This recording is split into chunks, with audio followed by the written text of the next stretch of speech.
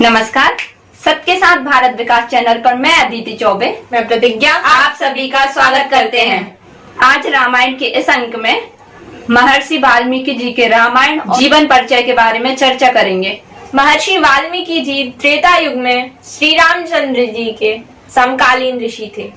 महर्षि वाल्मीकि जी द्वारा नारद जी से किया गया यह प्रश्न, अस्मिन् लोके सांप्रतम कहा, यह श्री रामचंद्र जी को और वाल्मीकि जी को समकालीन सिद्ध करता है। अतः राम, रामायण और वाल्मीकि जी तीनों एक ही युग के थे। महर्षि वाल्मीकि जी की वंशावली के बारे में अनेक मतभेद हैं। धार्मिक ग्रंथों के अनुसार वाल्मीकि जी परमपिता ब्रह्मा जी के वंशज हैं। ब्रह्मा जी के पुत्र कश्यप थे। कश्यप और अदिति के 9वें पुत्र प्रचेता थे। प्रचेता का एक अन्य नाम वरुण भी है।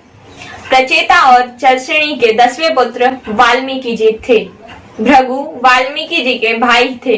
वाल्मीकि जी को बचपन में अग्निशर्मा और रत्नाकर जी के नाम से जाना जाता था। वाल्मीकि जी को बचपन में एक भीलनी ने चुरा लिया था। इनका पालन पोषण जंगलों में भील समाज में हुआ और वह एक दस्यु अर्थात डाकू बन गए। एक दिन देवर्षि नारद जी जंगल से जा रहे थे। रास्ते में रत्नाकर अर्थात वाल्मीकि ने उनको बंदी बना लिया। नारद जी ने वाल्मीकि जी को सत्य मार्ग पर चलने की प्रेरणा दी और राम नाम जपने का मंत्र दिया। प्रायश्चित करने के लिए रत्नाकर ने बड़ी लग्न और श्रद्धा के साथ राम नाम का जाप किया। वे जाप करते करते इतने मग्न हो गए कि राम राम कहते कहते मरा मरा जाप करने लगे। उनका शरीर दुर्बल हो गया और शरीर पर चींटियां लग गईं। इस कठिन तपस्या से प्रसन्न होकर ब्रह्मा जी ने दर्शन दिए और प्रभु श्री राम की राम कथा लिखने की प्रेरणा और ज्ञान दिया। कालांतर में वाल्मीकि जी एक दिन तुलसा नदी के किनारे स्नान करने गए। वहां उन्होंने देखा कि एक क्रौच अर्थात सारस पक्षी का जोड़ा जो प्रेमालाप में मग्न था।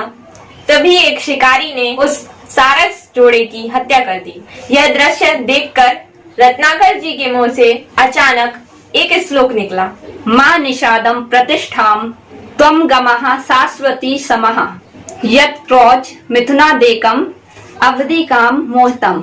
अर्थात अरे बहलिए, तूने काम मोहित मैथुनरत सारस पक्षी को मारा है। जा, तुझे कभी भी प्रतिष्ठा की प्राप्ति नहीं होगी।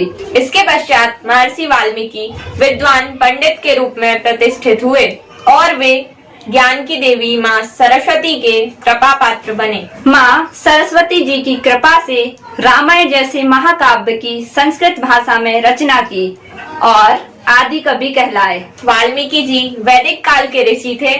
धार्मिक ग्रंथों और पुराणों के अनुसार वाल्मीकि जी ने कठोर तप, साधना और अनुष्ठान करके महर्षि की उपाधि प्राप्त की। इसके आगे की चर्चा अगले अंक में करेंगे।